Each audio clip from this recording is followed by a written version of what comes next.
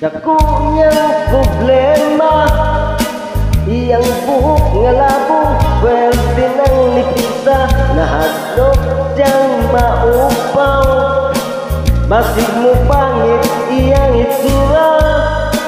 Nanghiso siyang itlog, may tayo kong paog dunay lana. Has kang di malasa, walay buhok ni tubo. Gitog kang hinoon siya ug kaspa. Tungod sa kabalaka, ipagkonsulta sa doktor nga espesyalista. Pasyente nagduda, kay ang doktor pwede sang upawa.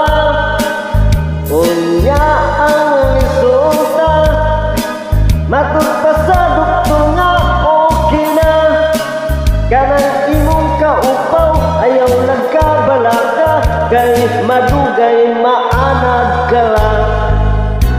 Ambot nga no, daghang di ay mga upaw ug ulo, apan ang bungot ug mga balibo, labong pa man kayo.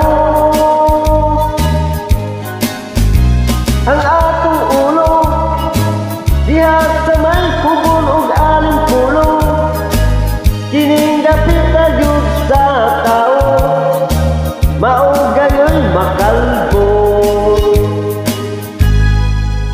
Tambag mo agpasiaw, ang lagong nga langaw, tambal kuros na upaw, inos-nos lang sa ulo. Buhok mo tobo, nagsagadangaw, iya kining gituman, lagong ginos-nos kini adlaw-adlaw. Balik usa ka semana, gisusi gitanaw, ang upaw ni samot kasinaw.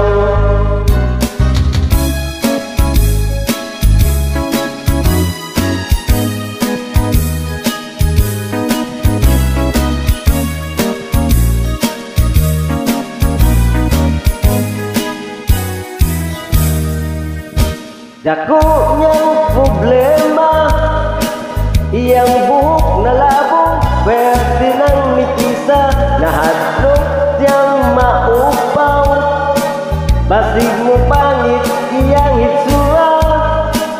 Nitanaw siya sa samin, iyang naumuhat syupaw nga lingin. Sa likod ug kilit, taas abot sa ating, apan ang ibabaw daw gigaingin.